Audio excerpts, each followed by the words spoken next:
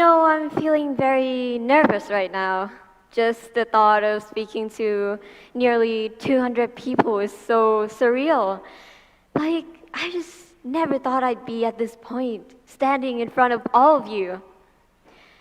Well, when I first started this project, I struggled so much trying to find a topic that stands out. And I just find it so hard to find or to come up with a topic that is not simple or repeated. Well, if you look at the title of my talk, How to Manage Stress, you might think, well, it's pretty simple, right? Yeah, I agree.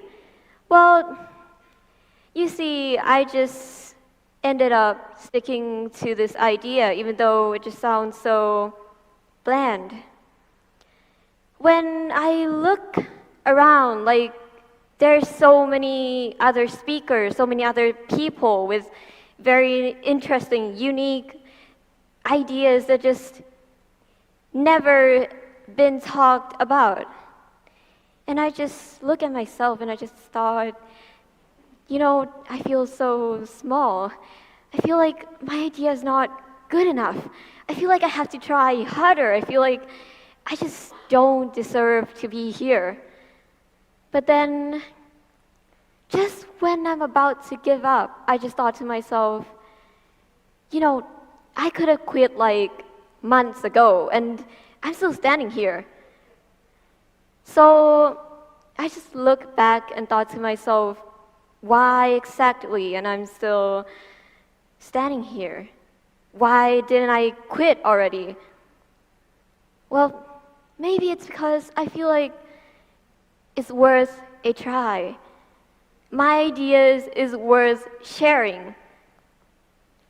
And then one thing just come up to my mind, that we initially started this project because of the idea that every ideas matter.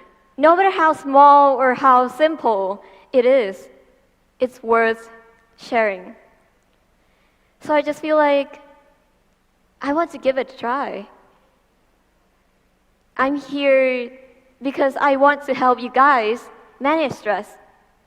Because, tell me you didn't hear about stress management before, because there's probably many motivational videos out there on the internet. And I've come across many of them as well. But why is it that there are still people who struggle with stress? It's such a common problem that every people face in their everyday life. So I just wish that me standing here today maybe could have helped you out a little with your own stress relieving journey, because I'm still trying to relieve my own stress as well. It's not definite that you can get rid of stress, but you can definitely find ways to work around it and make use of it, right?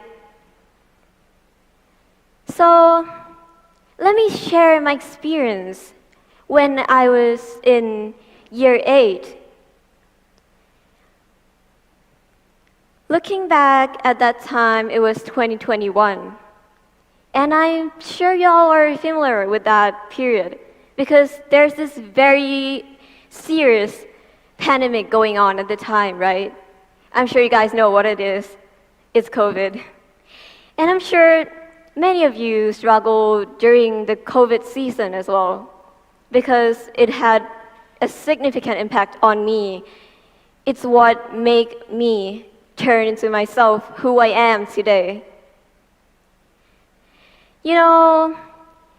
Because it's COVID season and there's pandemic going on, students are forced to learn via online platforms, and I just feel like there's both benefit from learning online and also the negative impact on it. For me, I just feel like I'm not human anymore. When I learn online, I can't meet anyone, I can't go anywhere, I have to stay at home. It's like, imagine not being able to meet anyone or, just have any social life for like an entire year. It was a lot for a teenager like me. It feels like you just lost your entire year that you could have gained experience. Because the teenage years is the most fun out of all like the stages of your life. Like, at one point, I just started feeling like I'm a robot or some machine, some factory. Like, I just couldn't do anything apart from work. But that's until I literally broke down in front of my mom. Everything was just so stressful. And I just feel like I can't take it anymore. I feel like it's too overwhelming. Well, the funny thing is, I did get quite exceeding grade that academic year. If I remember correctly, it was around like 3.97. But, looking back at all those sleep I've sacrificed, it really wasn't worth it. And I definitely do not recommend anyone to overwork themselves to that point.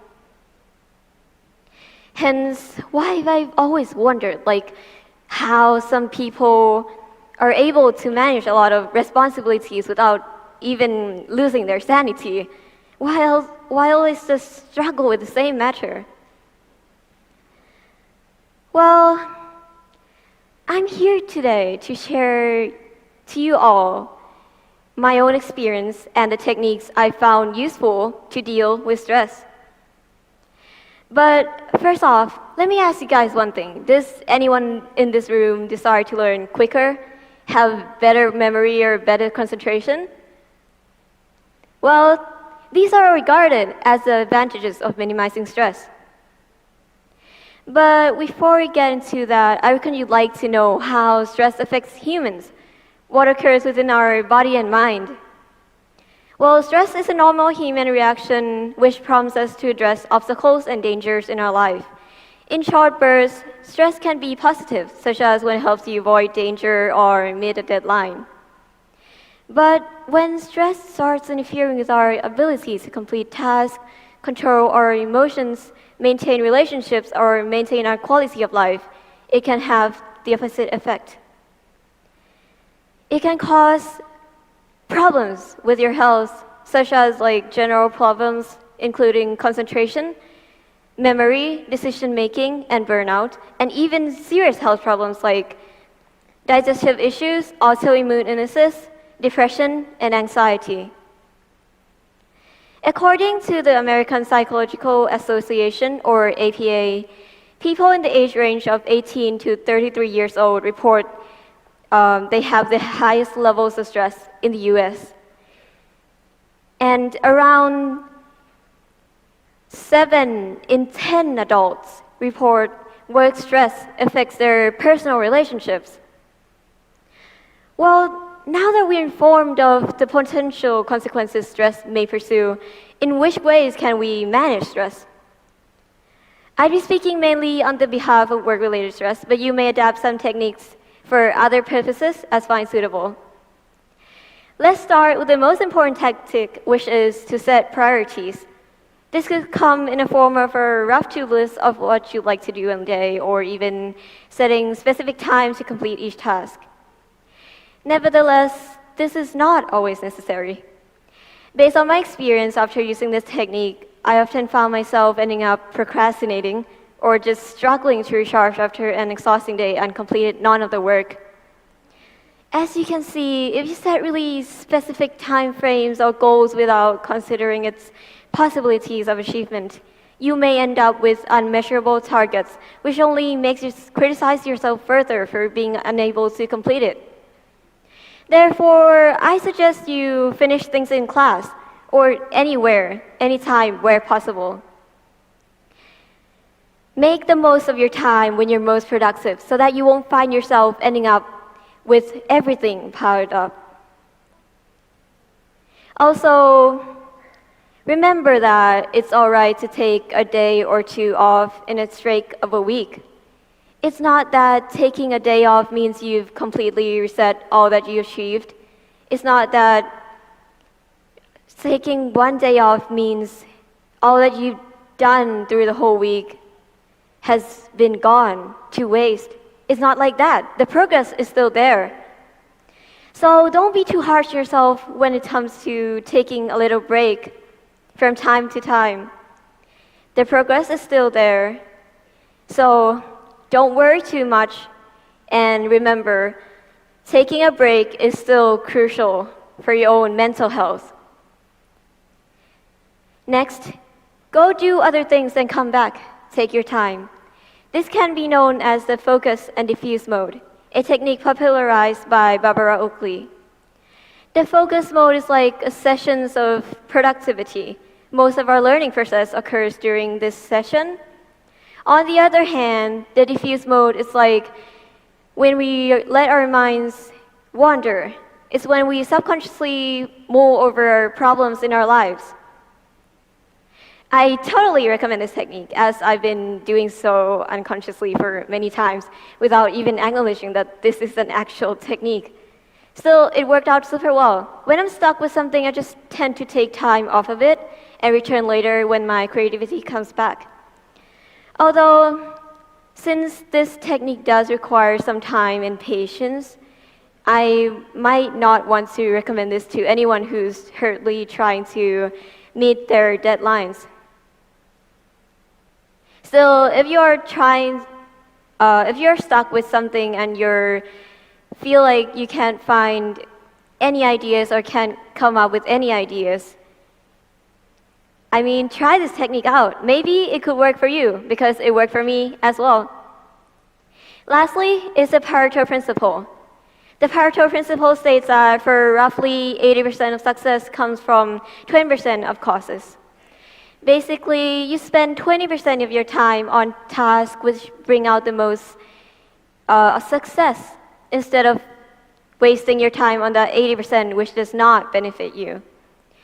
You can apply this to anything in life. For example, if I want to make slides, instead of decorating the slides the entire lesson, I could shift my focus into actually getting the main idea done first. Because the part which matters the most for a presentation is the information itself, right? Like if you have the decorations but no information at all, you wouldn't be able to really talk about anything.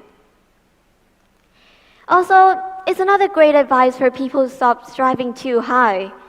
Well, this may sound kind of controversial, as it is arguably better to thrive to exceed your comfort zone.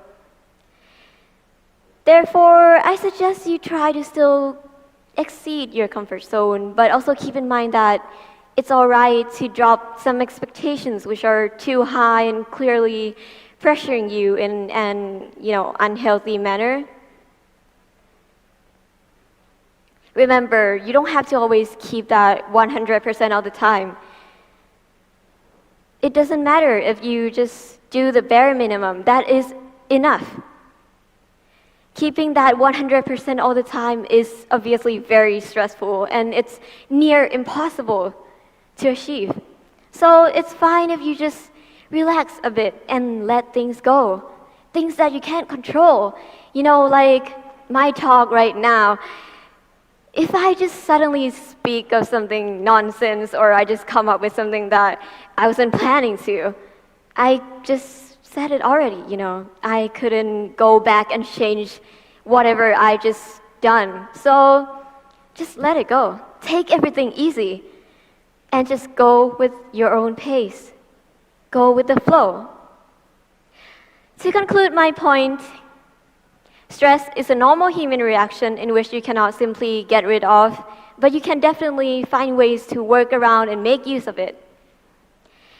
Also, before I go, I want to remind you all that mental health is as important as physical health. So let's start taking care of our feelings and keep in mind that our feelings matter just as much as our physical health. I wish you all the best of luck on your stress relieving journey. Thank you.